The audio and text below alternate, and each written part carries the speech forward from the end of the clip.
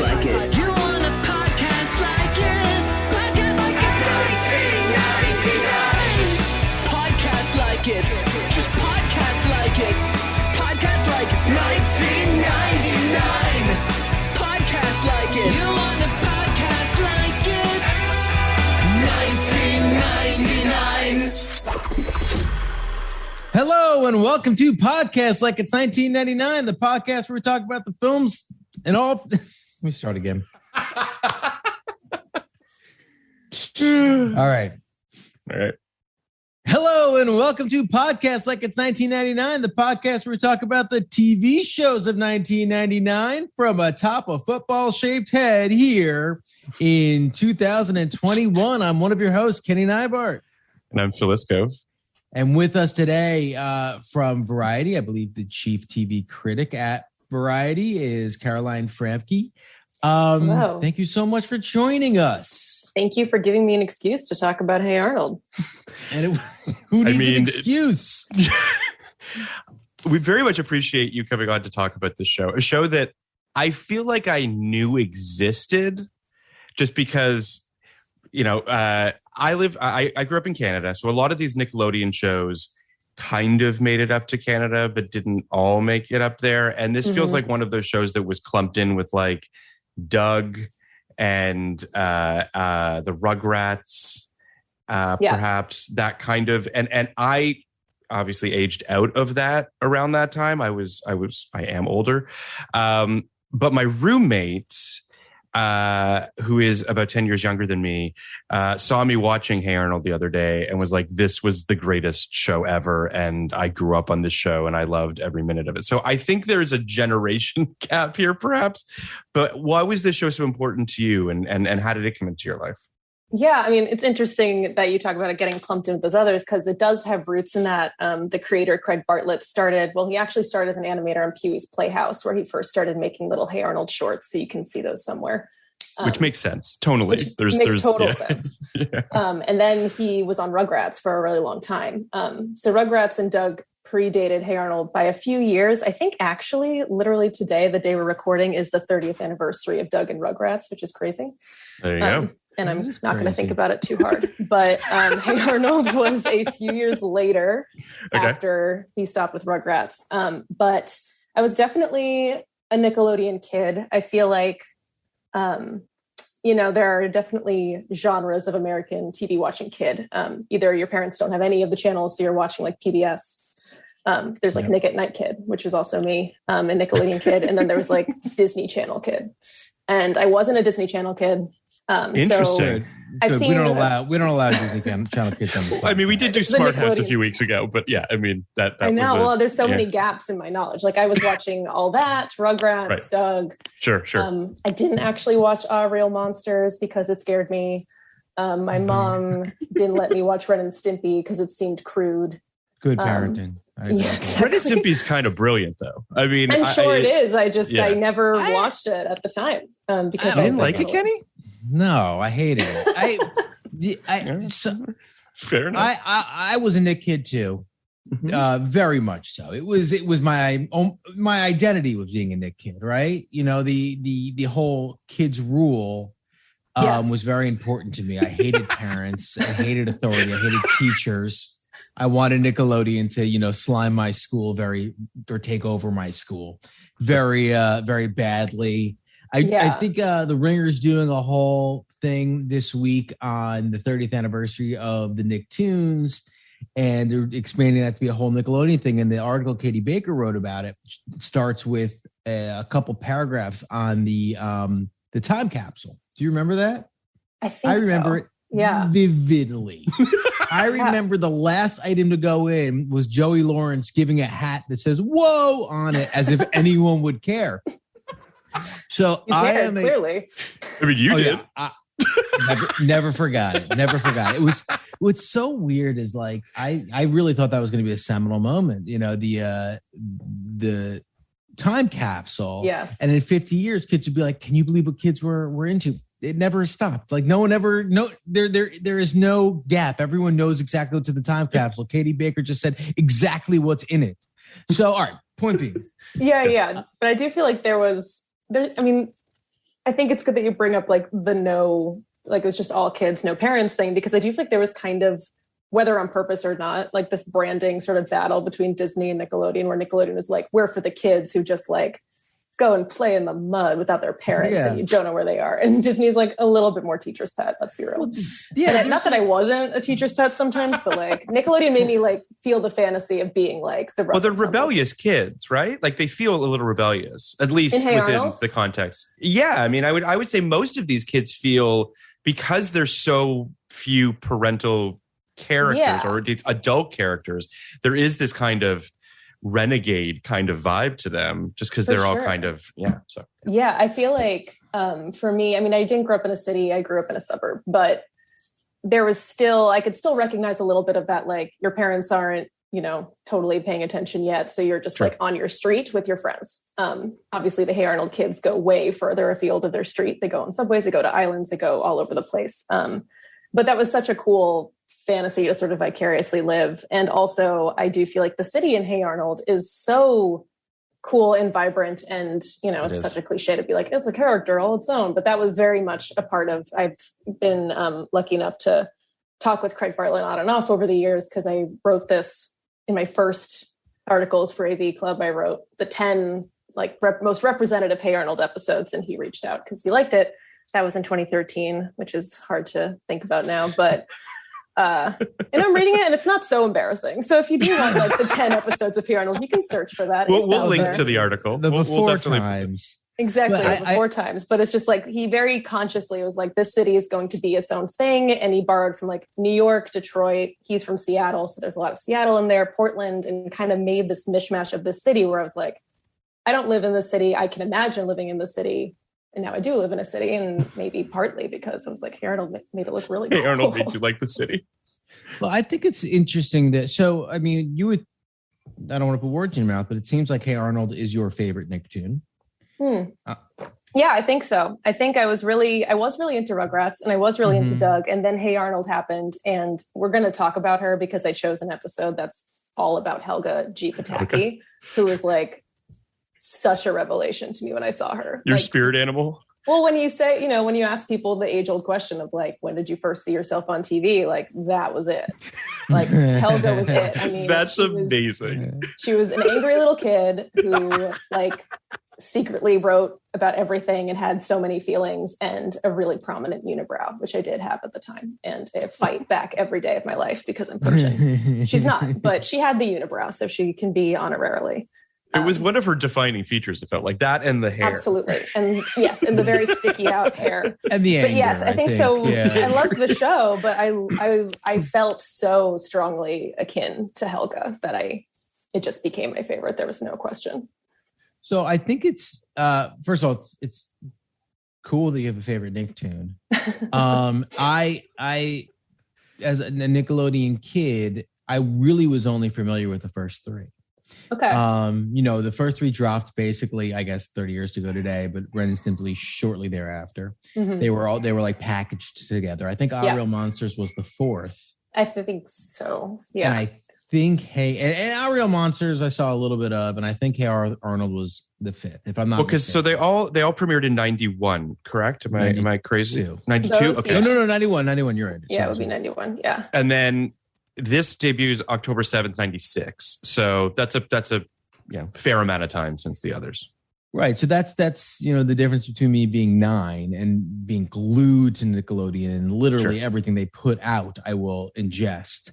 And 14 when I'm a little more discerning and probably not watching this. So this completely passed me by. And to be and this isn't SpongeBob either, where, you know, it has just washed over the culture in a way you can't ignore. Hey Arnold's a little more under the radar for people, at least of, you know, kind of filling up my micro generation. And so is this, do you feel like Hey Arnold has a large cultural footprint that we just kind of missed or outside of? I don't know about footprint, which is a shame. I do think there are fans of Hey Arnold. I think it's got a more sizable fan base than might meet the eye, because I know whenever I've written anything about it, I've been pretty overwhelmed by the response. But it's usually people being like, oh my God, Hey Arnold, thank you. No one talks about it. So I don't know that it does. I think it was, then it started streaming, which always helps. It was on Netflix when I first wrote that. Now it's on Hulu. Maybe by the end of this conversation, it'll be somewhere else. I think it's on Paramount Plus as well, or soon to be on Paramount with all Plus. the Nicktoons. I think I watched it on Prime. Who knows? It's everywhere. I watched it on Hulu, but I think actually there are a ton of Nicktoons on Paramount Plus right now. I feel like that's something they should be advertising more widely, because when I realized that, I had a solid night of just going through and watching just random episodes of everything, because also the episodes are 11 minutes long. So it's like, what do you have to lose? Yes.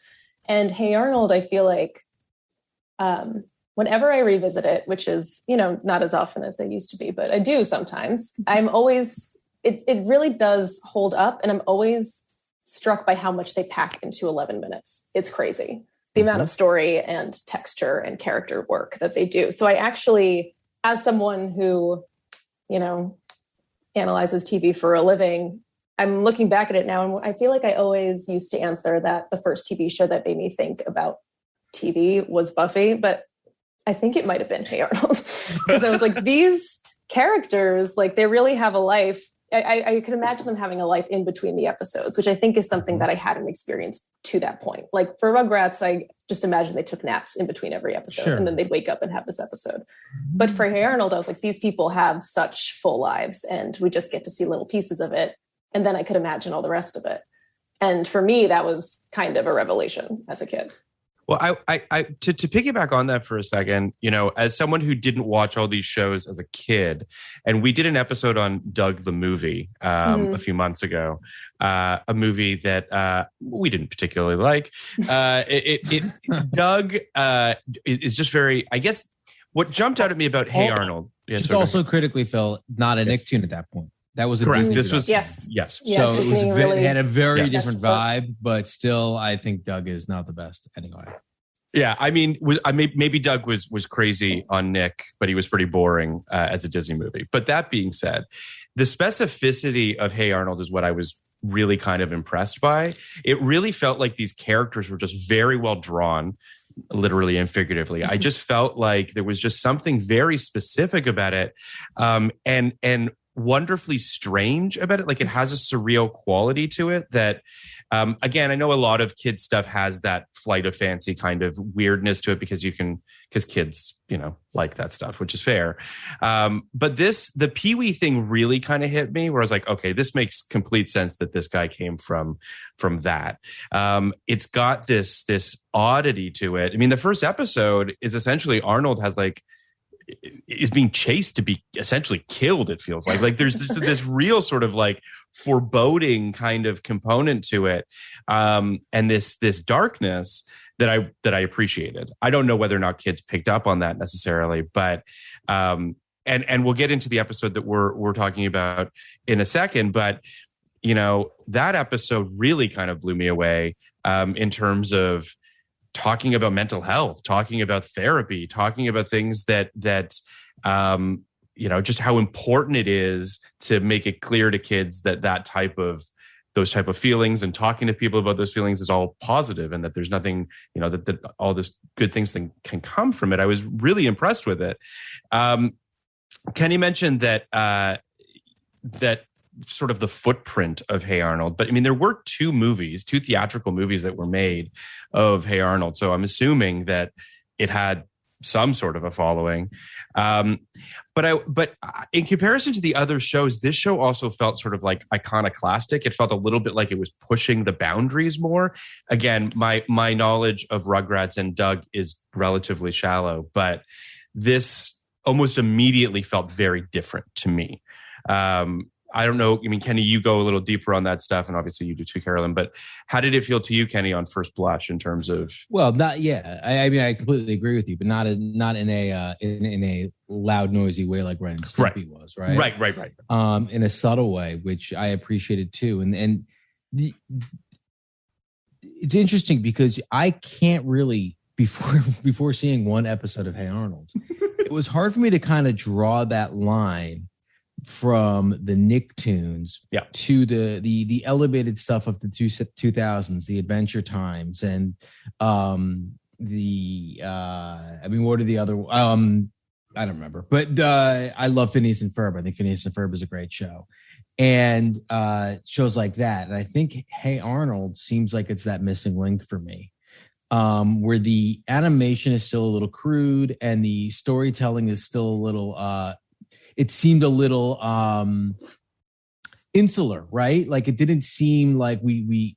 No, don't get me wrong. I just watched one episode, but it seemed like it was, pretty tight with the characters there. The world was pretty confined, but the content of the episode was incredible. It was unbelievable. It was really shocking, and I really do love. I'm so pleased that you liked it, because I was like, I'm really throwing a curveball at these guys. It was awesome. But I really appreciate TV shows as a former kid myself that don't speak down to children. Yes. Really, and with my kids too, even with my 4-year-old, I don't want them to watch stupid stuff that babies them. I'd rather have them ask questions about what they're watching and what this means, and kind of explore things they don't understand on their own. So I think what really surprised me, Caroline, was that this was a Nicktoon, because I didn't really understand it. Even SpongeBob, which I know people are crazy about, and there are episodes of SpongeBob which go deeper and are about identity and are about place in the world and that kind of stuff, still seems to be heavy on gross out humor, on absurdism and that kind of stuff. And this just was far more grounded and far more internal, and I really thought it was I was really into it. I would happily show my kids this. So yeah, that's so great to hear. I love that. I mean, there's definitely like slapstick stuff. Like, I don't know, sure. Phil, if you watched, I gave Phil like a whole, he was like, what about other episodes? To watch. And I was like, here's a list. And oh no, I have more, but I won't do that. But there's definitely slapstick stuff. Like there's definitely weirder episodes, but the gross out stuff, not really. And I feel like it was always, there's this thread that goes throughout the show, and you kind of pick up on it even in that first episode, of not just foreboding, but there's a melancholy throughout the entire thing in a way that's not overwhelming, but they don't shy away from it. These kids get sad. These kids have real problems. When they start getting more into the adults certainly have their own problems. They're rarely the focus, but when they are, it's often very bittersweet in a way that I know as a kid, I had never seen anything like that before, let alone a cartoon. Yeah, Helga's parents are not great parents. No, and they never have been. And it's not so, Big Beeper Bob is like an emotionally abusive bully, and her mom is a not so subtle alcoholic. Yes. And there's a lot of that. Like, I definitely, when I have talked to Craig about it, he's very happy to, and I do recommend that anyone who is already into Hey Arnold or curious about it, like on his Instagram, he's constantly posting like, here's this episode and here's all this stuff about it. And here's all this, cool. The background stuff. He's very excited to talk about it at any time. And he's always willing to be like, yeah, that's what we were doing with Miriam. She's an alcoholic. Like, good job picking up on that one. The teacher, yeah, he's gay. Like, there's a reason why their Thanksgiving was awkward, because his roommate didn't want to come and be his roommate. Like, they were layering that stuff in from the beginning, but in a way that, and by the time you get to, so the season that aired in 1999 was season 4. So when I was looking at possibilities of what to bring on the show, I was looking at season 4 and I was like, well, it has to be Helga on the couch. But that's kind of an intense episode to throw you into. The pilot doesn't really, the pilot throws you in too. Like it's almost in media res. Like on some level, it doesn't even really give you any, like it doesn't really introduce you to these. And this feels a little bit of a hallmark of perhaps a different type of broadcast television, where you had the courage, I guess, to not do a premise pilot, to just sort of be like, here it is, here's the world, sink or swim. And subsequently, it feels like there was a lot more kind of guardrails put on stuff and a lot more premise pilots. Right. And I feel like, especially for an animated show like this, like they would have made like a sample. He had those shorts of Hey Arnold from Pee-wee, but they would have made like a little, here's an adventure they would go on. So I feel like that first episode, Downtown is Fruits, where they are dressed up as a banana and a strawberry for their school play, which I love because it's so specifically 90s actually in that way, where it's like, here's the food pyramid and we're the banana and the strawberry, and then they just get lost in the city. It's great. It's so weird and specific, but it's also like, as a kid, I was like, okay, yeah, they're downtown as fruits. Like, what's not to get? But it's kind of dark. But sorry, go ahead, Kenny. I want to ask you a general question about TV. Phil just brought up something about premise pilots and whatnot. As a critic and a TV watcher, how do you feel about that? What Phil was just talking about? Because when I start writing something, I generally put together a list of a bunch of pilots to watch that are similar, and they generally span the last 50 years of television. And the ones from before, I'd say 1999, give or take, throw you right into it every time. It's crazy. It's like you are thrown into the deep end. I watched the pilot of Welcome Back, Kotter yesterday, and you are just expected to know what is going on. I'm like, of course I'm watching because I'm like, all right, let's see how Kotter got welcomed back. How did this go? No, he's just back. He's just there. So how do you feel about that? How do you feel about premise pilots and what a platonic ideal of a pilot is, and how you go? Yeah. How would you want to go into a show?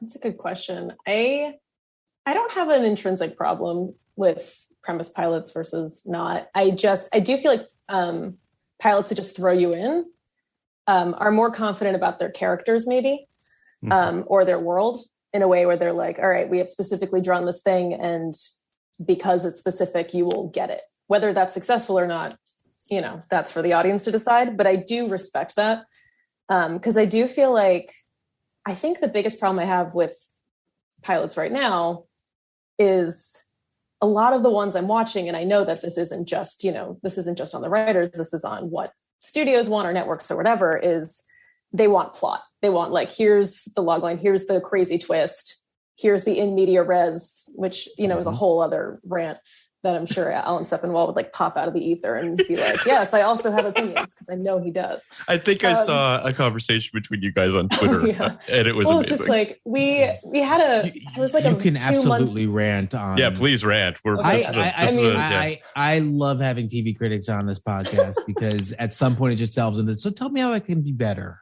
Yeah, truly. It was just like, and I mean, it was kind of it wasn't really a coincidence, because obviously this is, a trend, a pattern in what is getting made right now. But there was like a 2 or 3 month period where Alan and I were talking back and forth, because seemingly every other pilot we were watching was in media res, was here's a crazy thing, now we're flashing back. Here's the crazy thing, now we're flashing back. And I know that's because you want to grip people from the beginning. That's the whole point. You want to get people by page 3 tops. You want to get, when you have a million streaming networks, you want people to stay on the show, even though Netflix will count your 2 minutes watching it as a full watch anyway.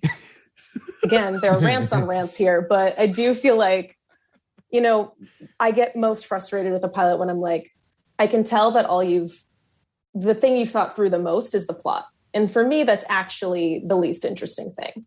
Yep. For me, the most interesting thing of any show, and this is personal, but I do feel like if you have the characters, you have the show. Totally. And, for comedies, I grant comedies a little bit more leeway than I do dramas, frankly, because for comedies, the cast chemistry is so important, and so many need those few episodes for the cast to figure out how they're going to bounce off each other. Something like a Cheers is just like insanely rare. Yeah. Where they just immediately lock into something. Though then again, the Cheers pilot is so specifically written that they have no choice but to lock into these voices very specifically, and then they cast it well. Also, Friends is similar too. Also a premise pilot from back in the day, weirdly enough. But right. Well, I think just to piggyback on what you're saying, Carolyn, about the in media res thing, I wonder if that is a current attempt at having your cake and eating it too, right? Which is, they want that vibe that you get from throwing people in the deep end, but they're not confident enough to kind of stick with it. So they want to kind of try to balance the two. So it's this, to your point, a lot of pilots do this, of just throwing you into a crazy situation and then doing the rewind and how we got there. It does feel like the most recent show, Physical, feels like it did this in a pretty significant way in terms of doing that. And then perhaps not having a lot happen, it seems, in the episodes that came after it. But But I guess the question that Kenny has, and I would agree as well, is sort of, do you think there's any positive things that come out of that structure or that format? Because I know that Kenny and I both have been in situations, I'm sure, where a producer or a studio, a network says, it would be great is if you could somehow do something like this. Every time. Every fucking I know. And time. That's why I don't want to put it all on the writer, because I'm like, I know that this might not have been your idea. Crazy. It's crazy. Every time. They're like, so what if we started in the middle? And then now you're at the point where people are like, I know it's done a lot, but and it's just like, it's done a lot. Move on. But I mean, it can be done well, I think. Sure. I think White Lotus is doing it well. I was just going to say White Lotus is doing pretty well, even though I personally, I've seen all of it, so I'm not going to spoil anything, but I personally didn't need a dead body from White Lotus. But I think if you're going to do it, and if you're going to do in media res, that's a good way to do it. And don't you feel like it's a commentary on it? Like that Mike White is kind of like... I wouldn't out of it a little bit. I don't know who the body is, so I'm not sure. No. I would say no, except that it's Mike White. So maybe. Okay. I could talk about White Lotus all day, but I look, if it's done well, and I think they do it well, it is a nice little extra bonus to have that we go into this with the whodunit element. Like Knives Out, I think had a great little, whodunit of it. That's not what I remember of the movie, right? So, sure. But bringing it back to animation, I find myself all the time watching animation pilots and then not watching the series, like the new Fox shows on animation on Sundays and whatnot. And they're generally not premise pilots. They're generally just another episode. I just watched, what's the Northern, it's not called Northern Exposure, obviously. The Great North? Great North just throws you right in the deep end there. And I think that's something that animation does almost necessarily. Yes. Because these characters don't age. It's not serialized. It's not really about, the new guy coming to town or anything along those lines. It's usually, this is our goofy family. Let's show you how goofy they are. So, and the Adult Swim shows are also very much in that mold of like, we're just, we're going nuts from the jump. I mean, your Rick and Morty's and what have yous, where it's like, these shows are so kind of crazy, quote unquote, that I think that they're just like, fuck it, we can do this. Weirdly enough, I think a lot of the quote unquote premise, the audience knows going into it. It's the log line, right? And that's all you need, right? Like Rick and Morty, it's it's silly Back to the Future. Go, yeah. But so yes, sir. Go ahead. No, I was just gonna say that with Hey Arnold, there is a part of me that feels like, you don't really need to know more than it's a bunch of kids that live in this. I mean, they call it on Wikipedia an inner city tenement. Now, I know that seems a lot kind of it's darker loaded. than it is. Yeah, I don't really get that vibe from it. But so like Arnold lives in a boarding house that his grandparents run. Right. Yeah, but which we don't see in the pilot. Which you don't see in the pilot at all. Like there's actually, there's so much that you don't see in the pilot at all. Like, Helga having the crush on Hey Arnold, which is such a huge thread of the show, is not in the pilot at all. Because do fans call him Hey Arnold? Oh my God. I said having the crush on Hey Arnold. No. Is that a thing? I don't know. No, it's not. No, I love it though. No, it's not. Give us a window into the fan base. It's like when you talk about Good Will Hunting, you talk about the character Will as Hunting. Good Will Hunting. Yeah. You Good don't Will Hunting, yeah. Who would call him Will Hunting? That's not who he is. He's Good Will Hunting. He's Good Will Hunting. That's great. She has so you know what I love about this show? Another thing that I love from the one episode I watched or what we've spoken about. Love that you love it. Let's go. Well, it's a couple of things. So you alluded to the idea that the mother is an alcoholic and the teacher is gay, and there are all these things happening kind of outside of the the grasp of the kids, right? And because it's shown from the kids' POV, it doesn't feel like a cheat. It doesn't feel like we're ignoring something by having the kids just understand what they can understand. Right. Helga knows her mom has some issue where she's just like asleep half the day. She knows her father sucks, but she doesn't have the vocabulary for it or the full understanding for it. Exactly, which is the way kids grasp the world, and then the other thing that I think is really kind of great about it is, Phil, alluded to this inner city tenement house, which sounds darker than it is. Yeah. Well, an inner city tenement house is dark, but it's not dark to the kids who live there. It's like, I don't know if you've seen the PJ, I'm sure you have, or the Boondocks. those aren't scary shows. They would be potentially scary if you were showing it from the point of view of a 17-year-old, or a point of view from someone who doesn't live there and going into an unfamiliar situation. But this is Plato's cave, right? This is just the world they know. Right. And it's not scary. They've learned and are learning how to navigate this world. So I think I think that's a really generous, big-hearted way to look at childhood and to look at all the different ways people grow up. And not for nothing, I mean, the boarding house owned by his grandparents, Arnold's parents are MIA, which is actually what at least one of the movies is about, is him figuring out what happened to his parents, who were like, it comes out later that they were like explorers who got lost in the deep jungle. It's a whole thing. That's awesome. Sure. So he lives with his grandparents, but there is that sort of like, where are his parents, which isn't answered right away, but it's there. And then there are several episodes throughout the series that focus on one or a couple of the tenants in the house, who are just like kind of Arnold's extended family in a way, these long-term residents of the house. Like one of the best episodes of the show is so Helga on the Couch is an unusually long episode. It's the full half hour instead of the 11-minute. Another one like that is a Christmas episode. I think the first Christmas episode where Arnold realizes that there's this Vietnamese immigrant who lives in the boarding house who hasn't seen his daughter in years. So it's him trying to reunite them. And it's this beautiful, sad, lovely episode that I remember watching and being like, I'm sad and happy and I'm feeling too many things, and I'm a very tiny child. But it's one of those things that I'm like, I don't know I can't imagine Ren and Stimpy doing that. Yeah. That wasn't what Ren and Stimpy was about. But because Hey Arnold establishes this world and establishes, another wonderful aspect of it, which you see in the Helga on the Couch episode, is that Arnold is this kid with so much empathy, and he's a very observant, kind person, which is why Helga's drawn to him, even if she doesn't want to admit it. And that's something that I see in cartoons now, like Steven Universe, which I also loved. That was his superpower before he had superpowers, was his empathy. And that's Arnold's thing. So establishing all these different characters and the way all these works allows them to go deeper in these episodes like this, in a way that doesn't feel like it's too ambitious or it's kind of, punching above its weight. Like, I think by the time you get to Helga on the Couch 4 seasons in, the work has been done. And I remember being excited by this episode as a Helga fan, because I was like, it was almost like Helga's origin story. It was like, we're finally going to find out why she is so obsessed with him. And the answer is so nuanced and smart, that he noticed her and made her feel okay, but that she still doesn't feel like she can express that without being laughed at or feeling less than. And I was just like, that's just all you needed to know.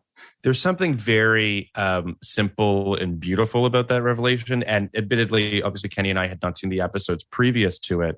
I watched a handful of episodes, but I'll say that you kind of don't need it, which is the sign of a great episode of television. Where I'm so psyched to hear that. Like, Kenny, as someone who didn't even watch the pilot, just like jumped right in and immediately got. And you feel the power of it. I want so. Just to give a very quick synopsis of this episode, Helga on the Couch, a child psychologist named Dr. Bliss, shadows students of PS 118, quickly following Helga and noting her behavior, especially to Arnold. After punching Brainy in the face, Helga is sent to Dr. Bliss's office for an appointment. Poor Brainy. That was like the punching Brainy's a runner in the series, that like whenever she's like, gushing about Arnold in secret, somehow Brainy is behind her and she punches him in the face. So the fact that she gets caught doing it in this episode was a first time thing. Oh, that's like, I remember seeing Brainy on the floor and the teacher being like, what the hell is this? And I was like, oh my God, someone saw it. It actually happened. Brainy's a real person. Like, he almost doesn't feel real. Anyway, go on. So Helga confides in Dr. Bliss about her social life, family life, and her love for Arnold. Kathy Baker was the guest star voice as Dr. Bliss. It aired on December 4th, 1999. Story by Craig Bartlett and Steve Vitskin. It was written by Craig Bartlett, directed by Carson Kugler, storyboard director Tim Parsons. I want to just hear my dogs. I did hear your dogs briefly, but my dogs, my children. There's so much going on. They're all locked away, far away. I'm the one who's locked away, far away. I want to just ask a question just before we get into the episode itself, but I want to talk about mental health on television in general and the idea of how it's sort of unpacked, because we're eventually going to talk about The Sopranos. Season 1 of The Sopranos was in 1999, and we will unpack that series in full, or at least that first season, at a later date. That being said, do we think that is the best, the most effective, or at the very least, the sort of most groundbreaking depiction of therapy? I'm trying to think of other sort of, lots of shows go there because as a writer, and I'm sure Kenny agrees with this, therapy is a huge cheat, the greatest of cheats, right? Where like characters can literally just say what they're feeling and other characters can deconstruct it with them. Yeah. So, and as this episode does, but what are your thoughts about how mental health has been sort of, disseminated on television? Yeah. I mean, in terms of The Sopranos, I mean, what was so interesting and smart about that is that it wasn't a one-off thing, very specifically not a one-off thing. It's such a fabric of the show, and it feeds into everything, like Tony's shame about feeling this way. And the fact that it is a Tony rather than like a Carmela. It would have been very different if it were Carmela. And the fact that it was Tony, I think was pretty groundbreaking in its way, to be like, not only are we it's going to be a mob show, but this mob guy has feelings. And they're not just feelings, but they're like, it's a genuine mental health problems where he has panic attacks. Like, it's not just, I feel bad. And I think naming that more specifically, absolutely, was groundbreaking. And, I've thought about this a lot. I feel like 5 years ago, there was a big boom of like depression on TV, or at least in like the shows I was watching that like TV critics love to watch, like You're the Worst and Jack Horseman. What was the other show? I remember writing something about these shows, how they depicted depression, and more specifically for You're the Worst, I think depression in women. I thought it was really interesting how those shows did that. And I think the best depictions of mental health on television are the ones that acknowledge that it's not just a one-day thing. But that's also what makes it hard. I think it's why also depicting sobriety on TV is really hard, because that's an everyday thing. So I feel like you have a lot of alcoholics on TV and you don't have a lot of sober people on TV. And I thought that was something that also BoJack Horseman showed really well, was how hard that is every day. Do that. So I think, but that's something that I think, I'm just thinking about this all out loud right now, but no worries. I feel like I gravitate towards shows that depict mental health really well, because I think the ones that do that use the tools at TV's disposal, the things that TV can do that film can't, because TV has more time and it can tell these stories over years and really get into these characters every day in a way that a standalone film can't. I mean, that's why I fell in love with TV in the first place, is that I was like, oh, we're following them over many years. Yeah. So there's also something about the episodic nature of it also fits very neatly into a session. Well, sure, for therapy, yeah, for therapy, exactly. I think it's. I think I agree with everything you're saying, and I think that You're the Worst had a really interesting depiction of depression. I think it's also interesting to see that the other big show that comes out in '99 is The West Wing, and The West Wing depicts its own version of therapy as well, in terms of Bartlett having to go to therapy and Josh dealing with PTSD and all that kind of stuff, and sobriety as well. And it's interesting because I feel like as writers, it can be a crutch, right? And it is a great tool. You're talking about therapy sessions. Sessions, and even just I would also argue to some degree mental health can be used as a window into a character, as a way to explore something. I'm not saying that these are bad things necessarily, but I guess my question is, how many shows go deep with it and how many shows just kind of stay on the surface? You were going to say something, Kenny?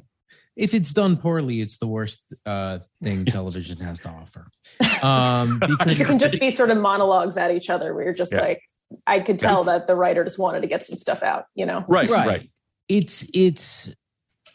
It's one of the few places, and I guess, this is personal, but it's one of the few places that I do get kind of, on a high horse about, because if you tell these stories poorly or inaccurately, you actually threaten to hurt culture at large. You actually threaten to hurt, you actually threaten to start hurting society. And what I'm really into, like, I assume you've watched at least the first 3 episodes of Ted Lasso. Oh, Caroline? All, yeah. I mean, season 2. Oh, I've seen 8 of season 2. So yes. So you know where it's going, but we've watched 3, and it you think about the use of therapists and the use of therapy sessions in television, and I thought the first season's depiction of mental health and mental health problems among, particularly within a person who seems very well adjusted, was fucking brilliant and amazing, and reminds me a lot of real life. And then Ted's two sentence thing in the beginning about how he feels about therapy, which was, something about healthy Midwestern skepticism and general terror or something along those lines. Is, I think, fantastic too. And this is, I think I said this to you, Phil, like kind of opaquely, but this idea that this is what this show needed. Like, this is like what Ted actually needed was someone to come in and let him unpack all the shit he's dealing with. And that's really the only way you can do it in real life. And it's the only way you can do it in television. So I'm super down with the idea of great therapy. And I think Sopranos is the best show ever made. And part of it is because Tony was not honest with Dr. Melfi throughout so much of it, which is very reminiscent of my own therapy sessions. So,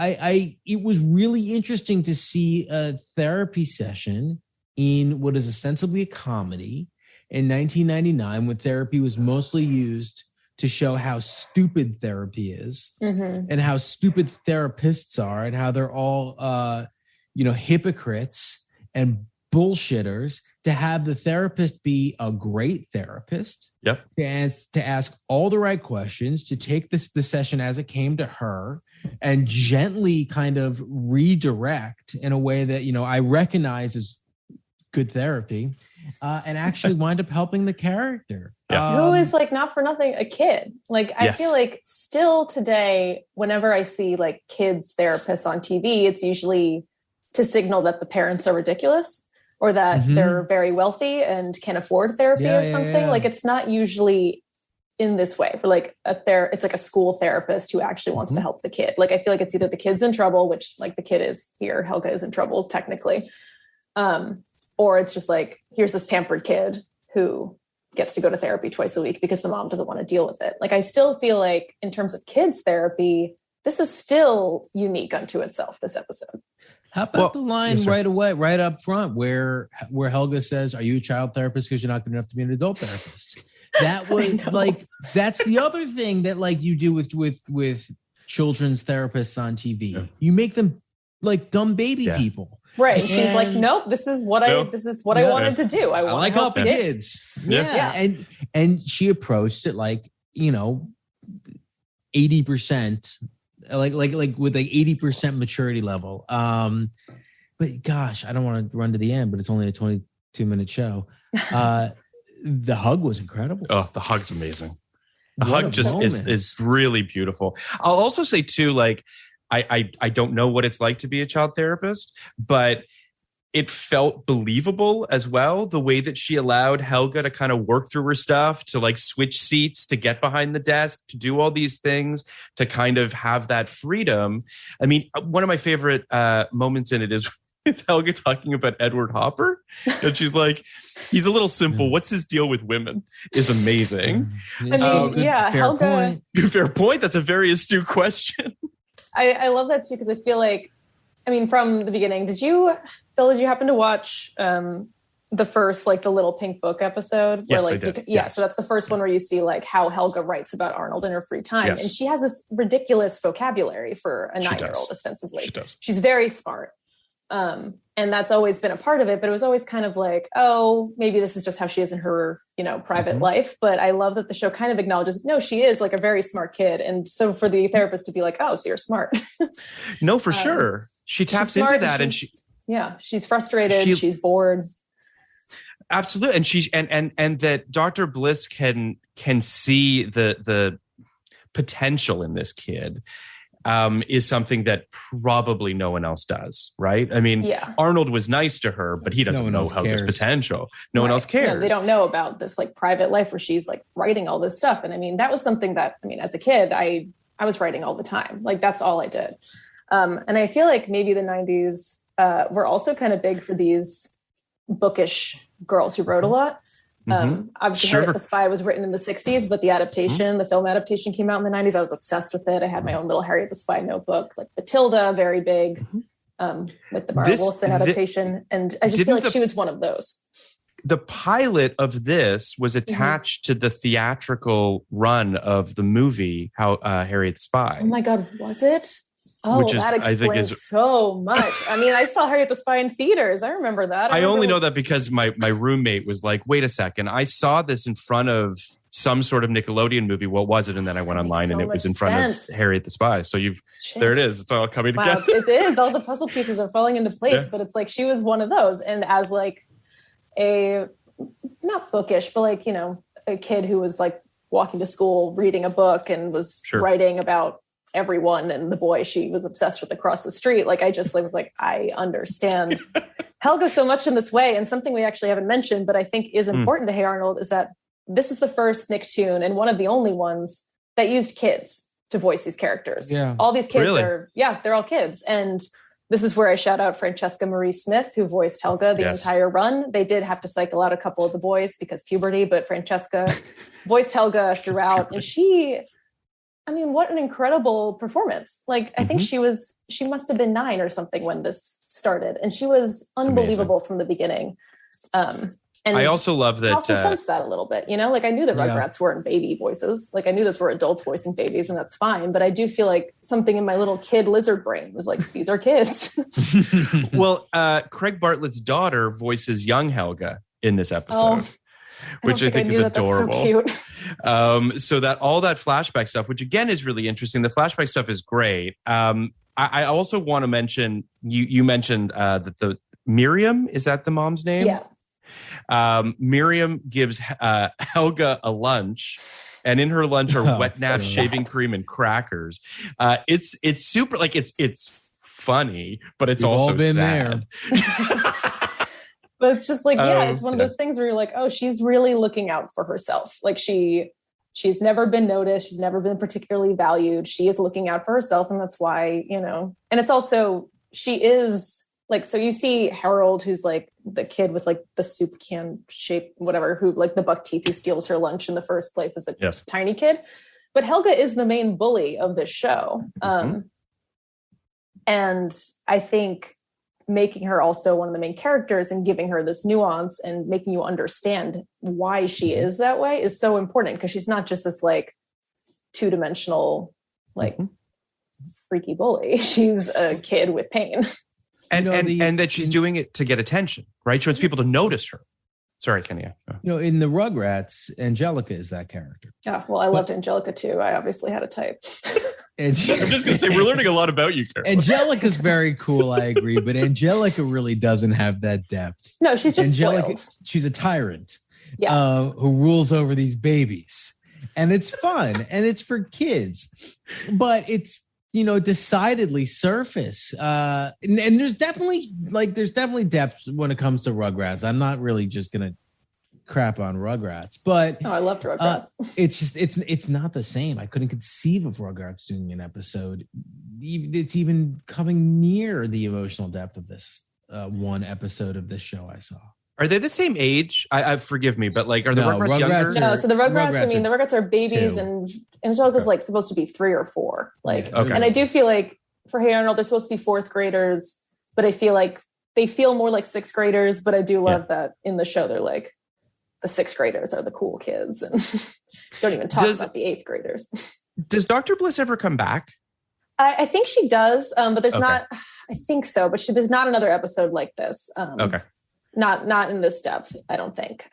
So this was definitely an unusual episode. This was a deviation a little bit, not so much in terms of like what the show would tackle, but in terms of it just being the longer episode but it definitely, there were many episodes that were just about Helga, as there are episodes that are just about Gerald or just about Helga's friend Phoebe. Like they definitely go around, but Helga's the second lead of the show. And that was not always the case. I don't remember if Craig said this explicitly, but I do think that they recognized early on that they had something pretty special with her and with Francesca voicing her, and gave her more and more to do. And also, the tension between her secret and how she acted to Arnold, that's so fun for a kid's show.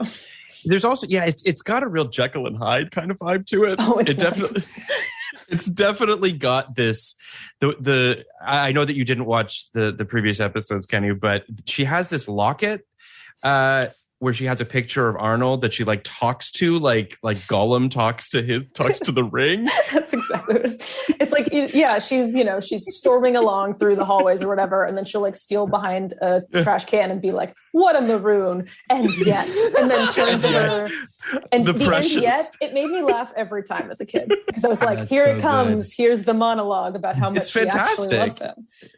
It's really overt and just, it's great. It really is. Really The Pink Little Book is a perfect episode where essentially they find her book, Arnold and his friend, forgive me, I can't remember his friend's name. Gerald, find the book, and sort of this insane journey that she goes on to try to get the book back or whatever. But there's something very, it does feel like the stuff that goes on in the heads of children around that age, and which is heightened and is kind of, you're so inside your own head, you're so obsessed with your own thoughts and your own feelings that you don't really understand. Yeah. I feel like this show really understands that, like it's really tapped into that, which made it feel very seriously, very real. And you feel that from the beginning, that it's like, these kids are people, and we're going to take their entire lives seriously. And the more it got the time to flesh them out, the better it got. Though I do think, if you watch those early episodes, I hadn't done that in a minute, and then immediately watch Helga on the Couch, you see there is a difference. Like the early seasons are much more like obviously pencil drawn, and they're much more, well, I guess contained isn't the right word, but they do get more ambitious in terms of the storytelling, in terms of like, we're going to dive into the psyche here. But they still feel of the same show, which I feel like sometimes with animated shows, it can feel like a totally different show, 2 seasons in. And that did not feel the case for me. I do have one other question. In regards to Helga's background, I mean, her name is Helga. Yeah. Her sister's name is Olga. Yeah. They don't seem particularly Eastern European or however. I think that's just kind of like their, general ethnicity background. Like there are definitely depictions of, first generation immigrants throughout the show, but I don't think the Patakis are that necessarily. It didn't feel that way. Patakis. Yeah. They're just the Patakis. Yeah, they're just the Patakis. They're definitely, the Olga episodes are, I remember watching those and feeling my blood boil and being like, Olga's not so great. Olga's not so great. Olga seemed pretty great. I don't know. There's one episode when she's like a substitute teacher, and you sound like all the boys in that episode who loved Olga. Well, she could just play the piano. She could play beef oven. Nice. Yeah, she's very nice. So then you see beef oven. I mean, then it's like, I love that. Like she's this very like high-minded whatever, and the parents are just like, "Do you see this? Get a load of that." And I mean, I love that sort of like little class conflict there too. Great. But showing even just like a snippet of Olga, you're like, oh, so Helga decided to be the opposite of that because she wasn't going to get attention being anything similar. So you might as well be deeply unpleasant. Yeah. I do want to just for a moment underline or highlight there's a surreal moment in this episode that kind of bookends the episode, which is a bunch of lemons that fall on the ground that Helga sees as Arnold's head. And they're kind of mocking her as she's going to therapy. Mm-hmm. And then at the end, she sees them all on the tray and they're all like, good for you. They're all like cheering her up and things are all good. And it's lovely. It's kind of bizarre, but it's kind of there is something nice about the as a sort of visual bookend and for a way of showing what's going on inside Helga's head, that we get to see that she has grown, not just with the hug of Dr. Bliss, which obviously shows that as well, but just that like, and the reason I say that is because shortly before she sees the lemons giving her the thumbs up, she bumps into Arnold in the street. She's abusive to him yet again. She punches Brady in the face in an alleyway after he gives her. So it's like, I appreciate that the show is saying like, don't worry, Helga's still Helga, but she's grown. Like they're trying to have their cake and eat it too. Yeah, I mean, I will say that like the one thing with this episode, I do love that the therapist is like, it's okay to have a crush and it's okay to not tell him. Like, that's fine. I do think, as you see throughout the show, she is obsessive to a point where like, if the therapist knew the extent of her obsession, might be like, you could dial it back a tad. Doesn't she say it's okay to punch him in the face still? No, she says don't. She says don't punch Brainy. Don't punch Brainy. But you know, Helga's like, what about the rituals and my bubblegum shrine? And she's like, I guess if you're not hurting anyone. Yeah. Did you say like, bubblegum? Yeah, exactly. Bubblegum? Yeah. I have a question. Please, this is fun. If I put this episode on as a one-act play, do you think people would come? I mean, I would. Would I make money? I think this could be a one-act play. It's great. Yeah. I agree. It's so well written. It really is. It is. It's really. It's. I think it could be a one-act play, and I think people would really enjoy it. So I'm going to try to. I agree. I'm gonna watch the 200 episodes of the show, so I have a real clear understanding of what's happening before I dive in. But I think it would be really cool. I think it'd be great and COVID friendly. Yeah, there you go. No, it's almost a bottle episode. Yeah. Before we let you go, I'd be remiss if I noticed a Jenny Lewis poster behind you. We're doing a Patreon on 1989, and I'm curious as to your thoughts on The Wizard and Troop Beverly Hills, two Jenny Lewis classics. Are you a fan, or do you not know her acting? You've never seen either. Them, just a fan of her music, which is completely fair. You haven't seen Troop Beverly Hills? No, I know. I missed a bunch 14? Of these. No, I had a mother who didn't care about kids movies, so we just never went. Like I haven't seen The Mighty Ducks until 2 years ago. Okay. I haven't seen Goonies. Like, there's just like a whole world of stuff I had not seen. You can live without Goonies. I know that now. I hadn't seen Hook, and people got mad at me for that, but Hook does not hold up as an adult. Hook's not that great. There are just a bunch of movies that I'm like, if I watched it now, I would just be, I don't want to shit on anyone's like favorite childhood thing. That's not my thing. Yes. But I do feel like there's a whole like world of kids entertainment that I didn't see. And that I keep saying not for nothing, but that is a reason why I think I watched a lot of Hey Arnold, was that my mom, bless her, she never did kind of tolerate shows she found annoying being on. Like it just doesn't interest her. Sure. I think the most annoying show she would let me watch is Sabrina the Teenage Witch, which now that I have tried to rewatch it, it was annoying. It was very loud. I was going to say, it's super loud. Pretty good of her. That show is so annoying. It's very annoying, and I loved it. I loved it so much. And I watched it, and I'm like, oh, just a lot of yelling. But it's also why I didn't watch Seinfeld, because she had an ex-boyfriend who was very Jerry. It was like there was a bunch of stuff that interesting. If she didn't want to watch it, we weren't going to watch it. But Hey Arnold, she liked. Because I think she recognized that it wasn't condescending and that she could also watch it and appreciate stuff about it that I wasn't necessarily getting. But I remember that Hey Arnold was one of the few that she was like, no, this one's good. It is good is the thing. Like what your mom tapped into is the fact that, we're all adults here. We sat down, we watched some Hey Arnold, and it holds up in a way that not to keep shitting on Doug, but I liked Doug, but just to bring it full circle, because I do feel like, as someone who's coming into this completely cold and not knowing this world really, this show actually spoke to me. Like, I feel like this show actually connected in a way with adults that those other shows weren't really attempting to do. So I'm not really slagging them. I'm just saying like that they were just aiming at a younger demo, and they were going at something that was just very, slightly, I don't want to say easier, but just different. Whereas, this show's doing something really special. So I just think I always found it interesting that he came out of Rugrats, and you can see some of that in Hey Arnold, but this is very much a different thing that I do find can get much deeper in a way that continues to speak to me. Like I think the reason why I hold on to it so much is because this was a show that I recognized early on as being good. And it's so nice to go back and be like, oh, it's actually good. It's not just that I thought it was good at the time. It wasn't Sabrina the Teenage Witch and I just thought it was fun. It's actually good. And that's always such a relief. And I'm sure that that's something you guys talk about a lot on this kind of show where you're like, was it good or did we just think it was entertaining at the time? We've had both experiences. We've had both, for sure. We've certainly had experiences where we were humiliated for our younger selves, and other times where we felt like we were, little sages. Yeah. So, this one definitely makes me feel pretty smug about my early TV taste. So, which is as a TV critic, I must be smug about my TV choices. Absolutely. This is one of the first ones that let me do that.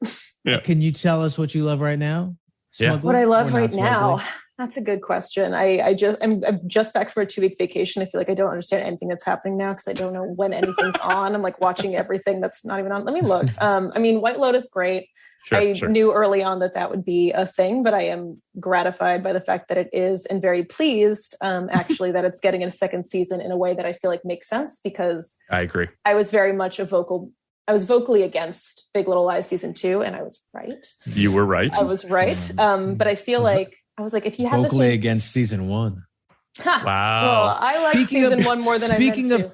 That's what I think of when I think of therapy sessions done for the sake of having a character come out and say exactly what you're thinking. Sure. Yep. That's fair. That was definitely a shortcut. I mean, that's the thing about Big Little Lies thing, though. So when Kenny and I were back when that was on, and the second season announcement came out, I was like, if they just use Big Little Lies as an umbrella for the same cast but a different murder mystery, what I was just going to say, that would have been interesting. But I don't want to. Yeah, very much in favor of that, because obviously the cast loved each other and had a good chemistry, but they didn't do that, and that's a shame. White Lotus, good. Ted Lasso, very good. I will say, without spoiling anything, that I'm very into what this season is doing. And I think it's extremely, they very self-consciously were like, we want to make this a darker season. People are going to face their shit. So they do. And the therapy obviously plays a part in that. And I really appreciate that Sharon does become much more of a character in her own right. Because I do feel like, and this is something we didn't touch on, but the Black woman therapist is such a trope. And I feel like there are a couple shows this year between Ted Lasso and Uzu Aduba in treatment that are very consciously pushing back against that trope and making that person more of a character. So Ted Lasso, good. And also, I will say, as someone who over the pandemic became much more intensely obsessed with the Premier League, because what else was I doing? I think it's quite timely that Ted Lasso is talking about mental health in sports and soccer. As we saw with also Simone Biles in the Olympics. They clearly tapped into something that is in the water right now. So I think that's great. I would also like to remind people that Tuca and Birdie is airing a second season on Cartoon Network. It is not on Netflix. I know that it's not as easy, but it's still a great show, and you should still watch it. I need to check it out. I've not seen that third season. And it just got a third season, which I'm very pleased about, because, Lisa Hannah Walt is a big part of the reason why BoJack Horseman was as fun and interesting as it was. She designed all those characters. So seeing what comes from her own brain more directly for her own show was really cool. And I'm very glad she got the chance to do it again. Well, and that kind of brings us full circle in the sense that, and I'm curious as to your thoughts on animation that's aimed at adults, because it does feel like that is a hurdle for a lot of people. I know I have lots of friends that getting them to watch an animated show feels like a chore. You know what I mean? And I think it's really interesting to see BoJack as an example of that. I mean, I think to a certain extent, Rick and Morty is a version of that. Just sort of trying to break down that barrier. And I think in its own way, Hey Arnold was kind of trying to do that as well, in terms of thinking slightly outside the box, trying to push the boundaries of what we preconceived notions of animation. And I'm assuming that, forgive me, Tuca and my apologies, Birdie, yes, is trying to do that as well. Yeah. Do you think that it's working? Do you think that it's getting through to people? I mean, as someone who's obviously clearly Hey Arnold had quite an effect on you in the sense that you're still watching a lot of animated shows. do you feel as though it's finally breaking down some of those barriers? Yeah, I don't know. I think if people want to be snobby about animated shows, I'm not sure how much you can really change their minds, unfortunately. Right. But I think people who are interested in good television and creative storytelling should give more of them a shot, because in animation, yeah, you can do different things. You can push some stuff. You can have bigger performances in a way. Like I think of something like, I don't know, a Bob's Burgers. That show could not be animated and could still be that show, but it's such a part of the fabric of the show that it is. Totally. Because it's a tone and a vibe thing, right? And if you're not into that, I think it's a shame to write off any genre. I say that also being an enormous like horror wimp myself. So horror is not my thing generally, but I wouldn't necessarily write off the entire genre as being not like bad, obviously. Right. I think there's good, bad, and mediocre stuff in any genre. I think that's the same for animation. But good and great animation is worth it and immersive in a way that I think other shows might not be. Like I definitely find that when I get into an animated show like Hey Arnold, like Steven Universe, like Tuca and Birdie, I get enveloped in the world in a way that is like very easy for me to just sort of it's both of our world and of its own world. Sure. I don't know if I'm explaining that. No, but absolutely. I do think that there's something to that. I think that Kenny and I know that we've had this discussion on numerous occasions as writers when we're developing things, because there are moments with certain projects where you say to yourself, well, maybe this is animated, right? Like it gives us a freedom to do things that we can't do when it's live action. Also, budgetarily speaking, there's all sorts of things that you can do, obviously, through animation that is much harder to do in live action.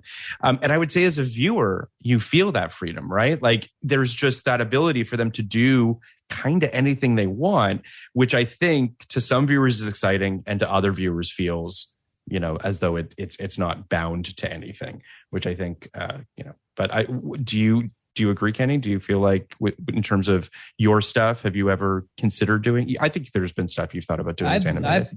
I had an animated show at FX, didn't get picked up. But I kind of consciously wrote it like it was a 70s sitcom starring George Segal. So sure, might be why I didn't as one get does. Up.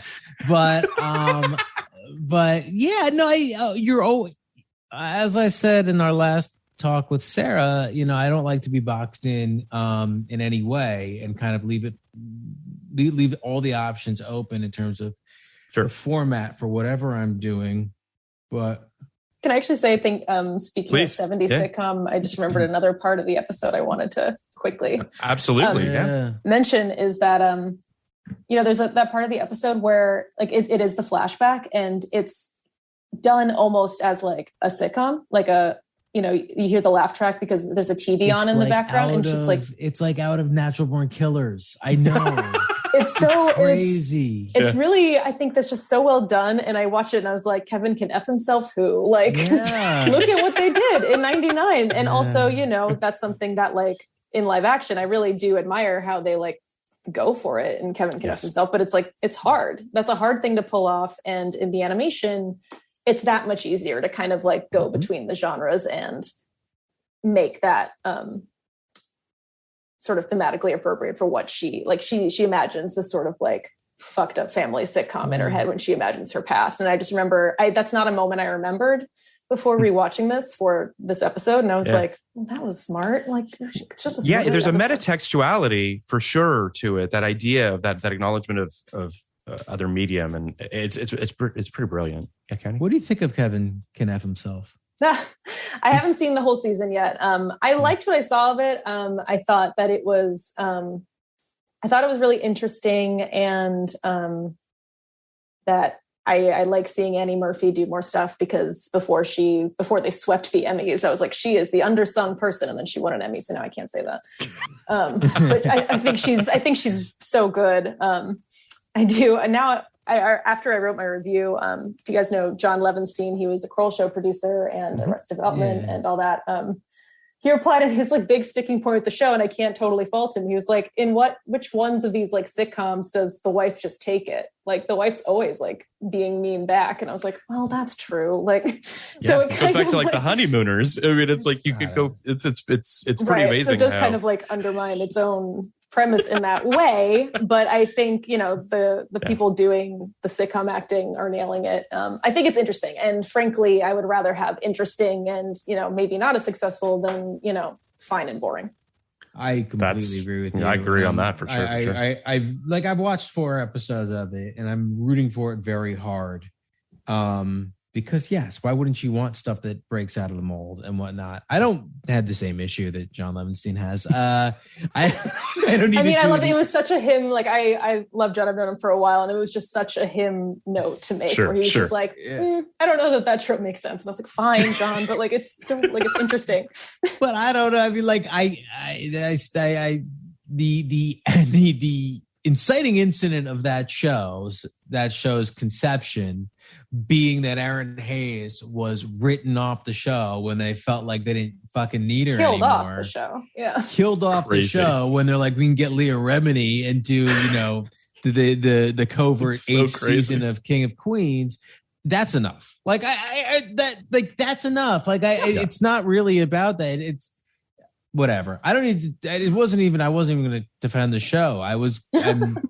I'm kind of thrilled by shows like that, root for it very hard. My issue with the show, and this is very executive-y and like the worst executives who I want to go away, is how do you keep this going? Right. But you know, how do you keep Ted Lasso going? Like the great writers find a way. So you know, I also think we have got to a place now where you don't need 5 seasons of a show. I mean, they've been pretty open about Ted Lasso perhaps only being 3 seasons long. Yeah, like that's always been the plan. I think that it's taken this hemisphere a very long time to get on board with what the Brits have been doing, it seems, since the invention of television, which is we're going to do as many of them as it's good. And if we feel like we're done, we're done. Don't you want that money? Like British shows have 6 episodes or they have 600. There's no in between. That was one of the Good Places, I think. One of Good Places' best jokes about that. Like one of her favorite shows, like running for 30 years, it has 12 episodes, something like that. It's so funny. So funny. It's brilliant. That is good. Well, thank you so much for talking about Hey Arnold. Yeah, no, thank you for letting me, and I'm so glad you like the show. Please let me know if you keep watching it. It's great. This was a blast. This was again, one of the great things about this podcast, I think I can speak for Kenny, is getting exposed to stuff that we just didn't either know existed or hadn't watched before. And this was just a really lovely addition to the pantheon of 1999. So we really do appreciate it. I love that. Thank you. Thank you so much for watching.